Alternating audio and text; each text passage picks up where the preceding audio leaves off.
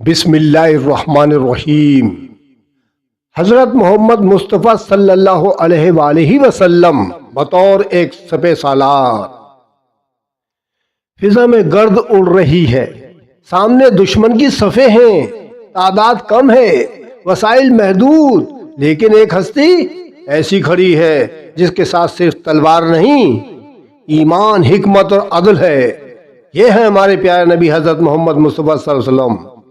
صرف نبی نہیں، تاریخ کے عظیم ترین سپہ سالار صلی اللہ علیہ وآلہ وسلم۔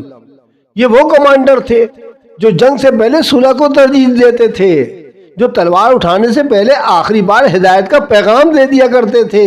آپ صلی اللہ علیہ وسلم کا اصول تھا، عورت پر ہاتھ نہیں اٹھے گا، بچے محفوظ رہیں گے، بوڑھوں کو نقصان نہیں پہنچے گا، درخت نہیں کاٹے جائیں گے، لاشوں کی بے حرمتی نہیں ہوگی۔ یہ جنگ نہیں تھی، یہ اخلاق کے ساتھ قیادت تھی۔ جب صفیں بنتی تو آپ صلی اللہ علیہ وآلہ وسلم سب سے آگے نہیں بلکہ صف کے اندر ہوتے۔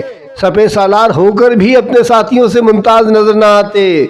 آپ صلی اللہ علیہ وسلم مشورہ لیتے، کمزور کی سنتے، غلام کی رائے کو بھی اہمیت دیتے۔ یہ آمرانہ کمانڈر نہیں تھی، یہ دلوں کی قیادت تھی۔ اور جب فتح آتی تو غرور نہیں آتا تھا۔ مکہ فتح ہو گیا، وہ شہر جہاں پتھر برسائے گئے، گالیاں دی گئیں، قتل کی سازشیں ہوئیں۔ آج دشمن سر جھکائے کھڑے ہیں، انتقام کا لمحہ ہے، لیکن سپہ سالار کی زبان سے نکلتا ہے، لا تثریب علیکم، جاؤ تم سب آزاد ہو۔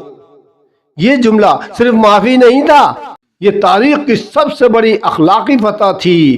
دنیا نے بہت جرنیل دیکھے، کچھ نے زمین فتح کری، کچھ نے سلطنتیں بنائیں، مگر حضرت محمد مصطفیٰ صلی اللہ علیہ وآلہ وسلم وہ سپہ سالار تھے جنہوں نے دل فتح کیے، ضمیر جگائے، انسانیت کو قانون دیا۔ اسی لیے وہ صرف میدان جنگ کے فاتح نہیں ہیں بلکہ دلوں کے ابدی سپہ سالار صلی اللہ علیہ وسلم ہیں۔ اللہم صلی علی محمد وعلی آل محمد وآلہ واصحابہ واہل بیتہ وبارک وسلم وصلوا علیہ۔